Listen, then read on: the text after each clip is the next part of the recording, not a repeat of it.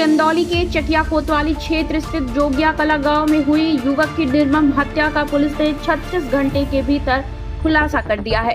Police ने मामले में आरोपी सुनील यादव उर्फ कवि को गिरफ्तार कर हत्या में प्रयुक्त कुल्हाड़ी भी बरामद कर ली है। पुलिस के अनुसार मृतक बेचई उर्फ ब्रजेश यादव की पत्नी और आरोपी के बीच पिछले कई वर्षों से प्रेम प्रसंग चल रहा था।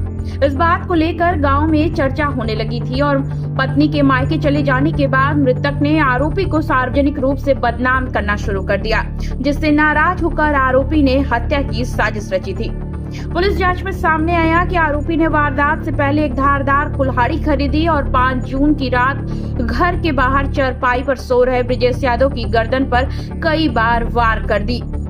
इसके बाद वह मौके से फरार हो गया। मुखबिर की सूचना पर पुलिस ने आरोपी को मोकरम बंधी के पास से गिरफ्तार किया। पूछताछ में आरोपी ने अपना जुर्म कबूल कर लिया। उसकी निशानदेही पर हत्या में प्रयुक्त कुल्हाड़ी भी बरामद कर ली गई है। देखिए हमारे संवाददाता चंदन सिंह की रिपोर्ट। 4/6 की रात में थाना चकिया क्षेत्र में एक व्यक्ति जिसका नाम ब्रजेश, उसकी घर के बाहर सोते समय गले पर धारदार हथियार से कुछ मार करके हत्या कर दी गई। इस प्रकरण में थाना चकिया पर अभियोग दर्ज किया गया था और इसको सफल अनावरण करते हुए जो इसमें अभियुक्त है जिसका नाम सुनील यादव उर्फ कवि है, उसको गिरफ्तार किया गया। पूछताछ में जो पूरा मामला सामने आया है कि जो मृतक की पत्नी थी उससे सुनील का प्रेम प्रसंग पिछले 4-5 वर्षों से चल रहा था। इस बात की जानकारी जो मृतक है उसको भी हो गई थी।